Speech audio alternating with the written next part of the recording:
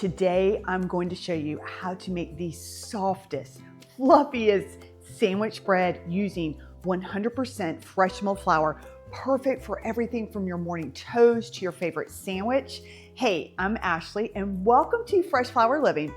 I know a lot of you want to start baking with freshly milled flour, but you're not sure where to begin or if it'll actually turn out good. That's exactly why I'm sharing this sandwich bread recipe with you today. It's simple, it works, and your family is going to love it. Let's get baking. So the recipe calls for 6 to 6.5 cups of freshly milled flour. I just fresh milled my flour. I am using hard white wheat. You want to use a hard wheat berry because it's going to give you a really good rise. And what you want to do is, if possible, go ahead right before you do this recipe, freshly mill it right up so you can retain some of those, not some of them, all the nutritional benefits that it provides. If you can't and you don't have time, go ahead and fresh mill it up and stick it in the freezer because that will help preserve your ingredients. So the first part that I'm gonna do is I am going to put 4 cups of my fresh milled flour in the bowl. And what we are doing is we are going to autolyze this, which is a, just fancy term for we're basically gonna mix it up all and let it rest for about 20 minutes. Okay, so that's 4 cups. Now I am going to do 2 cups of filtered water that is warm. So if you wanna test it out, you can use a thermometer and get it to about 110 degrees. You want to make sure that's not chlorinated because the chlorine can kill the yeast, so you don't want that. Then just grab 2 eggs. I'm going to dump those right in there. And then I am using active yeast, okay? So what I'm going to do is I'm going to get a heaping tablespoon, a little bit more, a heaping tablespoon of the yeast to get a really good rise out of it. And now I'm going to mix it in my mixer. But I did want to say, if you are using, like me, the active dry yeast, you cannot skip this part because the yeast with the warm water, this is a process that is going to activate your yeast, which is going to get your bread the rise. The autolyze is done. If you can see the bubbles in there, we know that the yeast has been activated and that the flour has absorbed the water. And it's also risen a little bit. We're now gonna add a cup of honey and a cup of oil.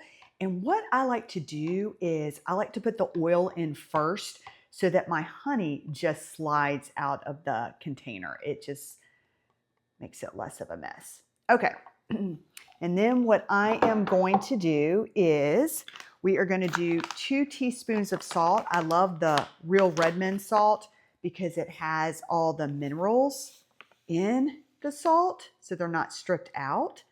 But you can use whatever salt you want, obviously. 1, 2. And also, if you don't want to use that much honey, you don't have to. You can back off on the honey too. That's for taste. I just love a honey sandwich bread flavor, and my kids do too.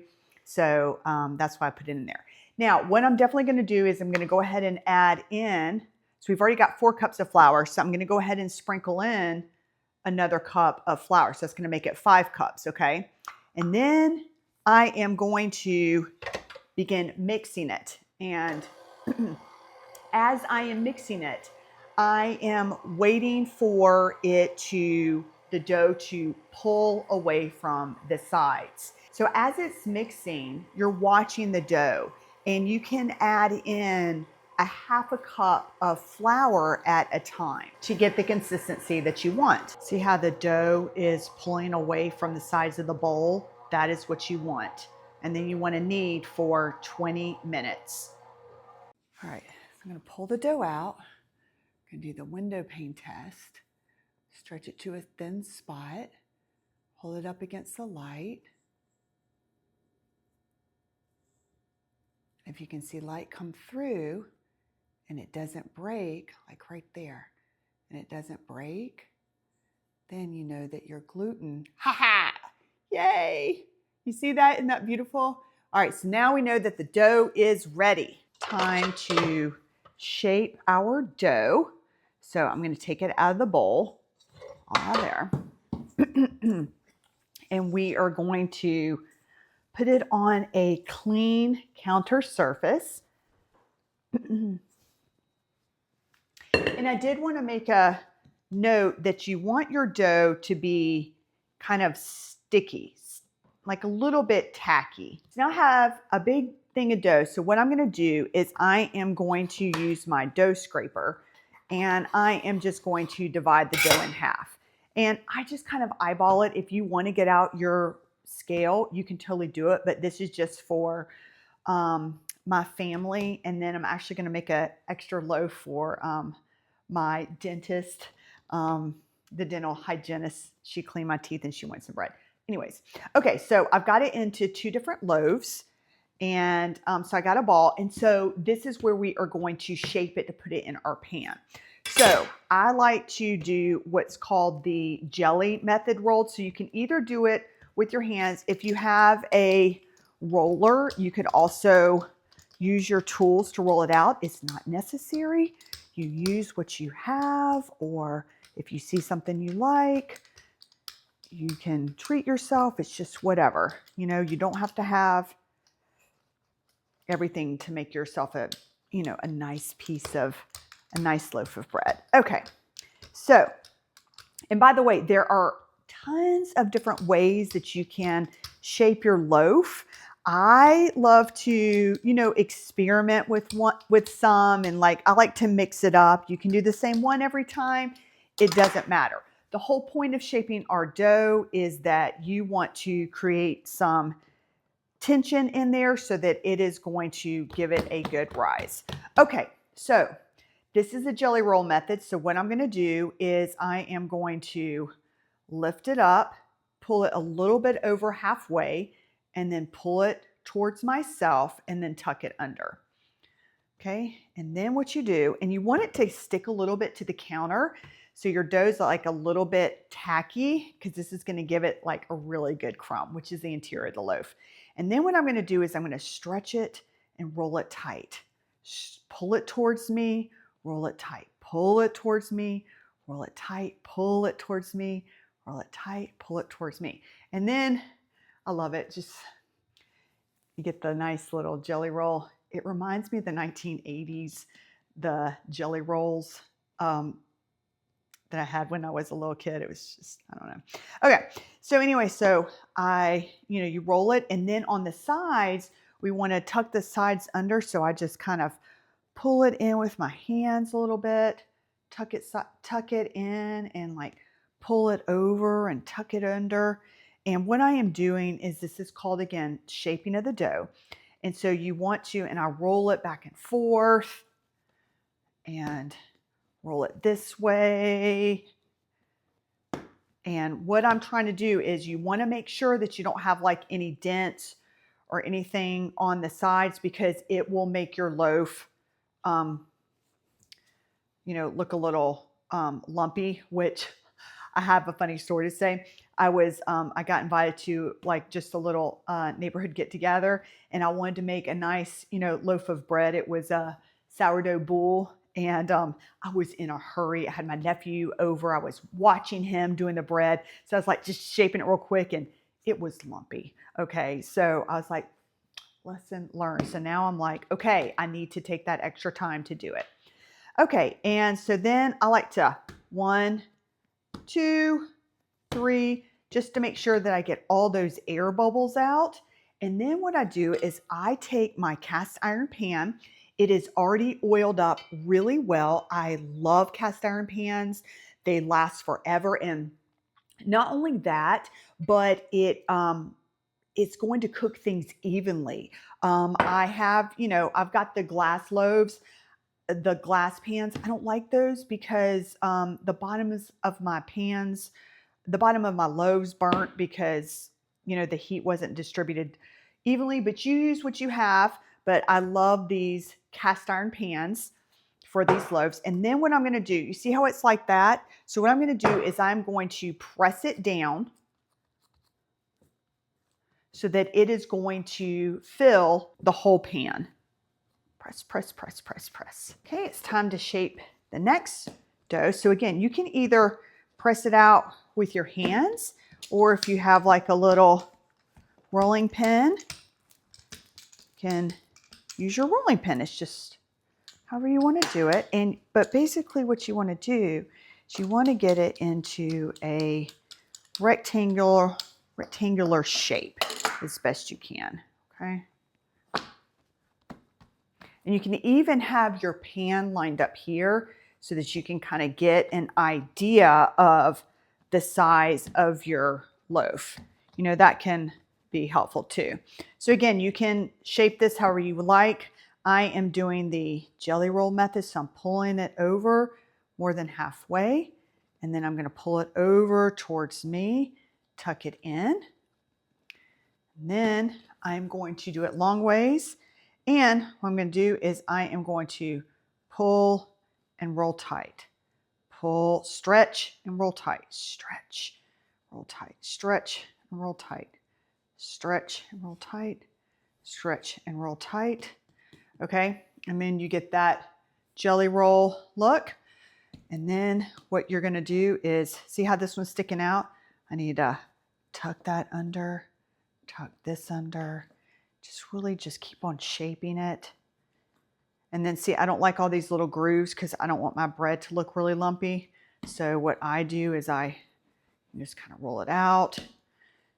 And what we're doing is we are also creating, with the jelly roll method and the tucking and all this good stuff, we are creating surface tension because we want to have a beautifully shaped bread. Sandwich loaf bread. This is going to be so beautiful. Okay. All right. And then once I have that, remember my pans are already oiled up. Then I like to make it the length of the pan, fill it in, press it down, pressing out any extra oil. I mean, not oil, air bubbles, so I don't have holes in my bread. And now I'm going to put it in a warm spot and cover it with a tea towel. 30 minutes or until they are 1 inch higher than the edge of the pan. Okay, mine took 45 minutes to rise because my kitchen was a little cold today. So it is 1 inch over the pan, if you can see that. And look how beautiful this is. Oh my goodness, y'all. We are just going to create the most beautiful sandwich loaf. So now we're going to put them in the oven. Set your oven at 350 and we're going to put it in there for about 30 to 35 minutes. Look what came out of the oven. Let me go get the other one. Our honey whole wheat sandwich bread, freshly milled. Can you see that? How gorgeous is that? Oh my goodness, this looks so beautiful. Oh wow, that's so pretty. Okay, so what I am going to do is I am going to let them sit in the pan for 10 minutes and then I will be right back here. I did want to say you don't want to let it get past the 10-minute part. By the way, this is called sweating because if you do it past the 10-minute mark, then the bottom can get a little gummy and wet because of the condensation. But anyways, this bread looks so beautiful. Okay, it's time to take them out of the pan and plop them right on the tea towel for us. And remember, you want to, let me scoot this out of the way. You want to lay it on your side because you want it to, not, make a denser loaf on the bottom. So I'm gonna pop this one out as well. Plop. And that's why you want to make sure that you oil your pans really good. All right, and now I'm just gonna let it sit here for about 10 more minutes, letting it get nice and cool. It's finished cooling. Look at this beautiful honey sandwich loaf, fresh milled It is so delicious. I am ready to cut into this loaf. I cannot wait to eat this bread. It is so beautiful. Look at how beautiful that is. Oh, the bottom, the sides, it's just perfect. No holes, no breaks. It is just the perfect sandwich bread loaf. All right, now I'm gonna cut into this. See what it looks like. Wow, look at that. That is gorgeous. Look at that. Oh my goodness. Do you see how squishy that is? That is so beautiful. I will tell you, this would be, today I'm actually going to eat this with egg salad, but this sandwich loaf, you could put my daughter in. Oh my goodness, look at how squishy this is. This is just the most beautiful sandwich loaf. Anyways, my husband's gonna have peanut butter and jelly sandwich on it. My son and daughter, they just love to have it with either just butter or butter and jam or butter and honey. I mean, there's just so many things. Tuna salad. This is just so gorgeous. I know you are going to enjoy baking this fresh milled flour sandwich loaf. Thanks for watching Fresh Flour Living.